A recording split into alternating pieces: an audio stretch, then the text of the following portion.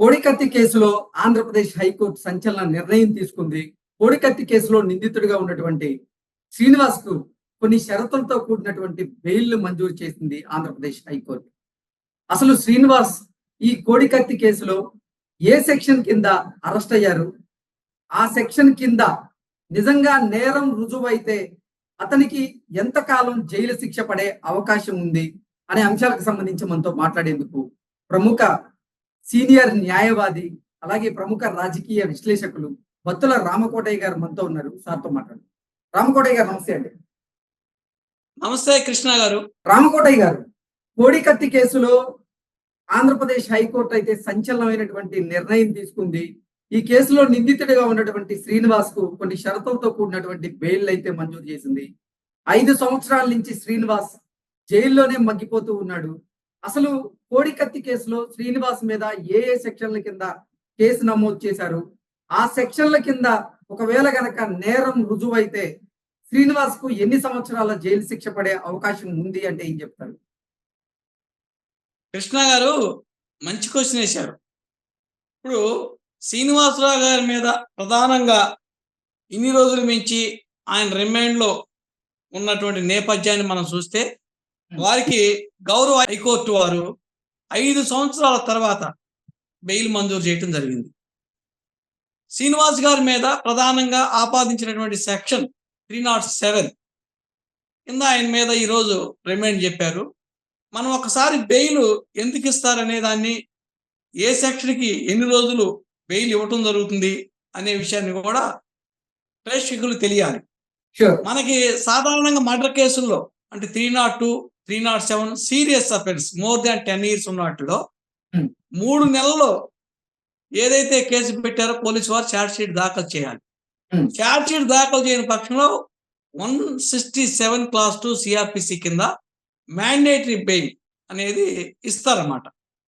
అట్లా ఒకవేళ charge sheet దాఖలు చేశారనుకోండి, ఛార్జ్ షీట్ దాఖలు చేశారంటే దాని ఉద్దేశం ఏంటి? దర్యాప్తు మొత్తం అయిపోయిందని. దర్యాప్తు అయిపోయింది కాబట్టి ఆ నేపథ్యంలో కూడా ఛార్జ్ షీట్ దాఖలు చేసిన పిదప బెయిల్ మంజూరు చేయాలి. శ్రీనివాస్ గారి మీద 2018 అక్టోబర్ 25న కేసు నమోదైంది. అంటే జగన్మోహన్ రెడ్డి గారి మీద సంఘటన దాడి జరిగినటువంటి రోజు అది. 2019 కల్లా ఛార్జ్ షీట్ దాఖలు చేశారు. దిగువ కోర్టు కూడా దాని మీద బెయిల్ మంజూరు చేసింది. దాన్ని రద్దు కోరుతూ సీఎం గారు మళ్ళా పిటిషన్ పెట్టించి మళ్ళా ఆయన్ని రిమైండ్ లో పంపించినటువంటి నేపథ్యం జరిగింది.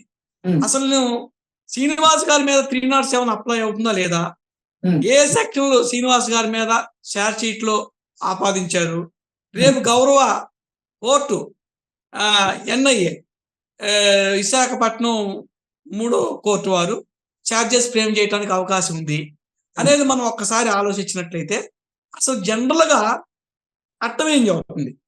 మన చట్టంలో ఒక వ్యక్తి హత్య చేయాలనే ఉద్దేశంతో, డేంజరస్ వెపన్తో అతన్ని చంపాలనే ఉద్దేశంతో, చంపాలనేటువంటి సంకల్పంతో దాడి చేస్తే అది 307 కింద కేసు నమోదు చేస్తారు, ఛార్జ్ షీట్ దాఖలు చేస్తారు, ఛార్జెస్ ఫ్రేమ్ చేస్తారు. ఇప్పుడు జగన్మోహన్ రెడ్డి గారి మీద చేసినటువంటి శ్రీనివాసరావు గారు ఉపయోగించినటువంటి ఆయుధం కోడికత్తి. ఆయన ఇంటి పేరు కూడా మారి కోడికత్తి సీన్ అయ్యాడు, వందే మాత్రం సీన్ లాగా. అందుకని కోడికత్తి అనేది డేంజరస్ వెపనా కాదా?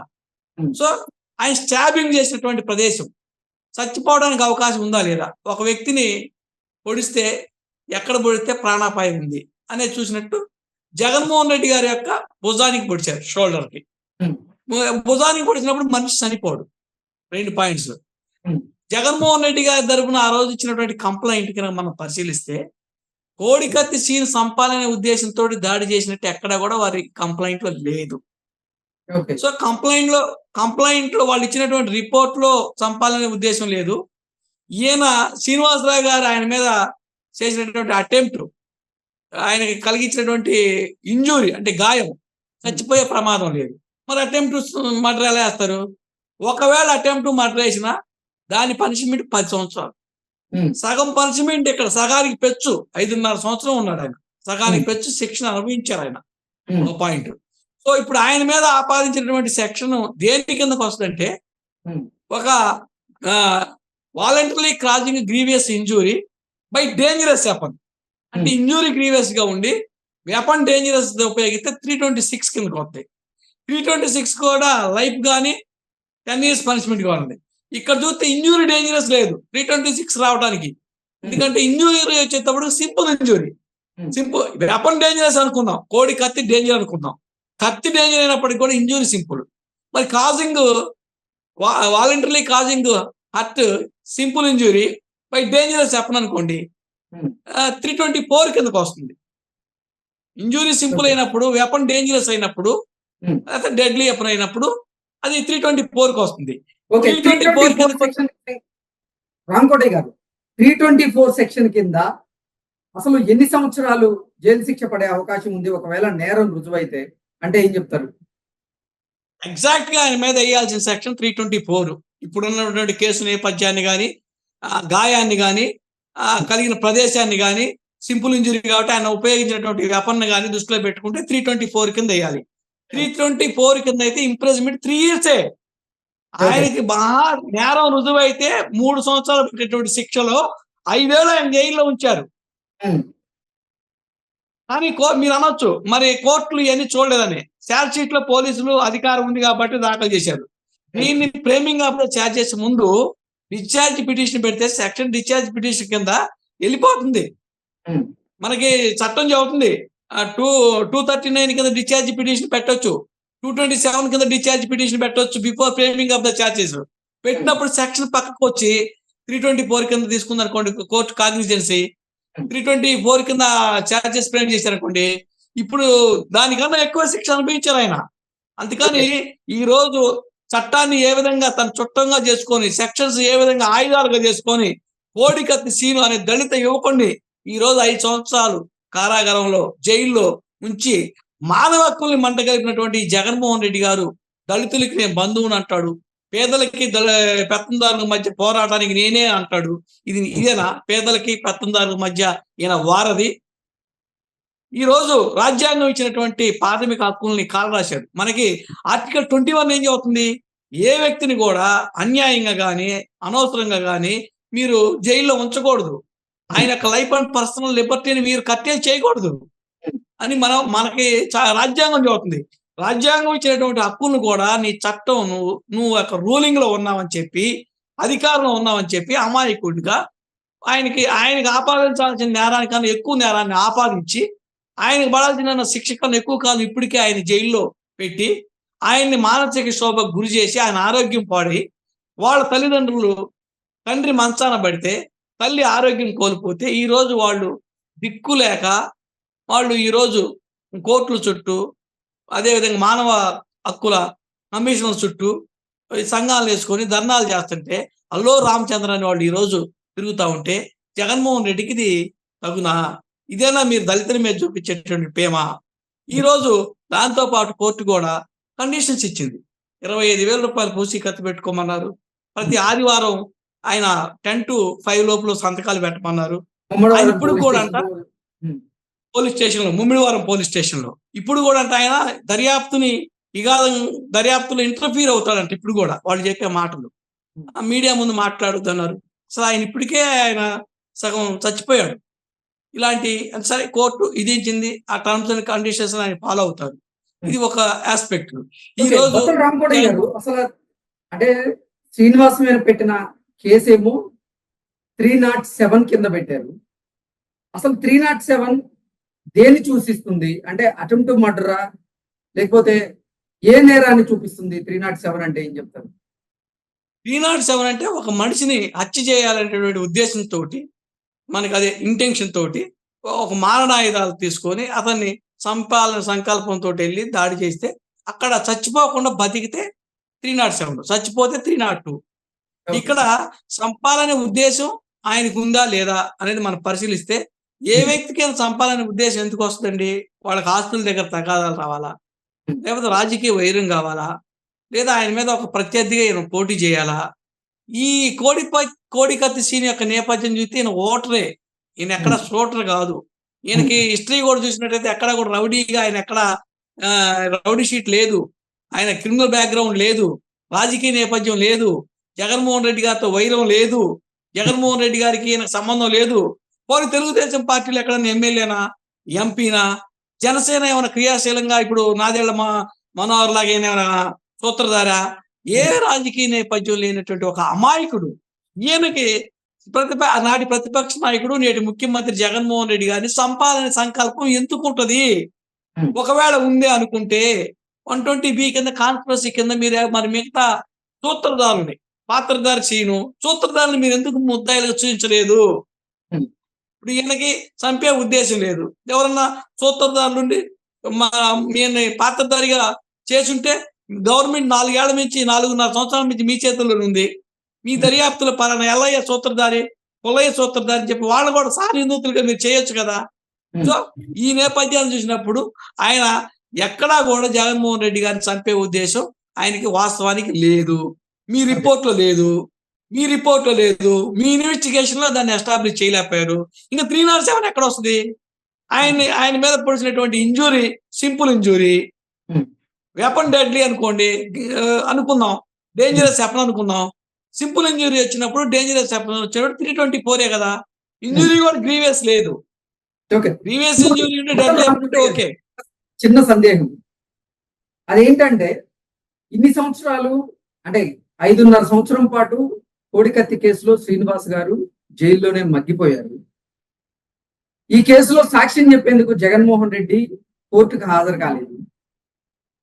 జగన్మోహన్ రెడ్డి వచ్చి సాక్ష్యం చెప్తేనే బెయిల్ వచ్చే అవకాశం ఉందంటూ కూడా ఇప్పటి వరకు ఆయనకు బెయిల్ రాలేదంటూ కొంతమంది చెప్తున్న నేపథ్యంలో ఇప్పుడు జగన్మోహన్ రెడ్డి అసలు కోర్టుకి రాలేదు, ఆయన సాక్ష్యం చెప్పలేదు. కానీ శ్రీనివాస్ కు మాత్రం ఆంధ్రప్రదేశ్ హైకోర్టు బెయిల్ మంజూరు చేసింది కొన్ని కండిషన్స్ తో. ఏంటి సార్ అది ముందే ఎందుకు చేయలేకపోయింది?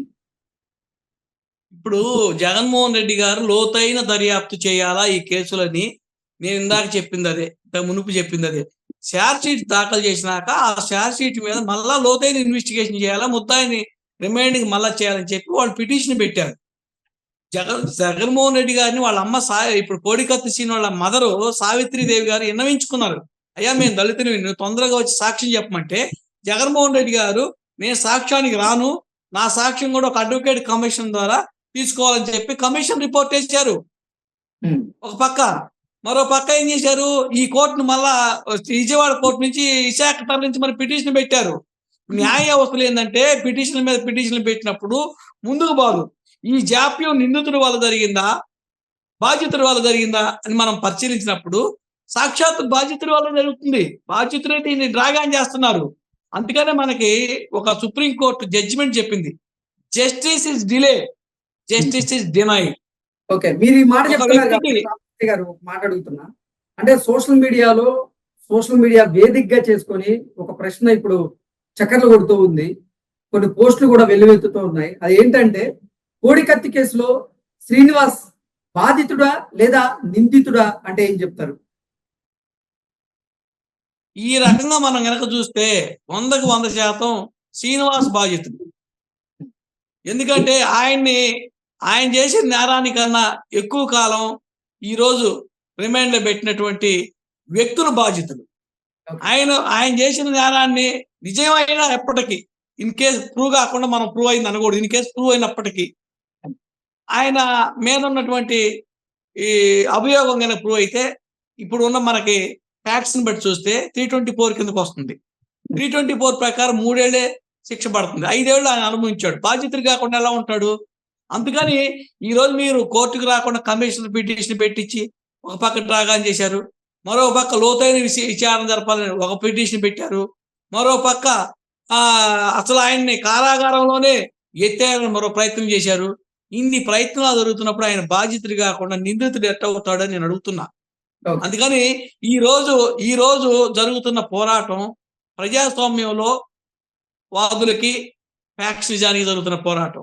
జగన్మోహన్ రెడ్డి గారు ఆయనే రూపం మార్చుకొని ప్రజాస్వామ్యం ముసుగులో ఒక నియంత్రలాగా పరిపాలిస్తూ ప్రజల యొక్క ప్రాథమిక హక్కుల్ని, మానవ హక్కుల్ని సెక్షన్స్ ని ఆయుధాలుగా చేసుకొని, చట్టాలని చుట్టాలుగా చేసుకొని దళితుల్ని, బడుగు బలహీన వర్గాలని అణిచివేసే ధోరణి ఉంది. కాబట్టి రేపు మనం రాజ్యాంగం ప్రసాదించినటువంటి హక్కుల్ని కాపాడుకోవాలంటే ఖచ్చితంగా ప్రజలు ఈ విషయాన్ని తెలుసుకొని చైతన్యవంతులై మనకు బిఆర్ అంబేద్కర్ గారు మీరు పోట్లాడటానికి నేను ఆయుధాలు ఇవ్వలా, కత్తులు ఇవ్వలా, కటార్లు ఇవ్వలా, ఓటనే ఆయుధం ఇచ్చా. ఓటనే ఆయుధాన్ని నమ్ముకోకుండా విచక్షణతో వేసి మీకు మీరు ప్రభువులు అవుతారో, లేదంటే వివేకం కోల్పోయి విచక్షణ కోల్పోయి చెప్పుడు మాటలకి బానిసలు అవుతారని ఆయన మహానుభావుడు చెప్పాడు. కాబట్టి ఈ రోజైనా జగన్మోహన్ రెడ్డి నిజ స్వరూపం తెలుసుకొని రేపు రాబోయే ఎలక్షన్స్ లో ఓటు ద్వారా బుద్ధి చెప్పి మళ్ళా ప్రజాస్వామ్యాన్ని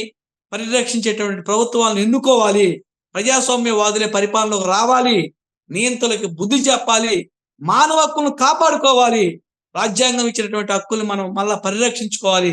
బిఆర్ అంబేద్కర్ గారి రాజ్యాంగం అమలు కావాలంటే, రాజారెడ్డి రాజ్యాంగం పోవాలంటే మళ్ళా జగన్మోహన్ రెడ్డికి వ్యతిరేకంగా అందరం కూడా ఈరోజు ఓటేసి ఆయన ఇంటికి పంపించాలి. ముందు మన తక్షణ కర్తవ్యం అనేది నా బాధ్యత. ఎందుకంటే స్వతంత్ర సంగ్రామంలో కూడా న్యాయవాదులే నాయకత్వం వహించి ఆ రోజు బ్రిటిష్ వాళ్ళకి వ్యతిరేకంగా పోరాడారు. కాబట్టి ఈ రోజు మేము కూడా రాజ్యాంగ హక్కులు ఈ రోజు ఇంకా ఆయన ఒకటి టైటిల్ యాక్ట్ ఒకటి ల్యాండ్ టైటిల్ యాక్ట్ ఒకటి తెచ్చారు.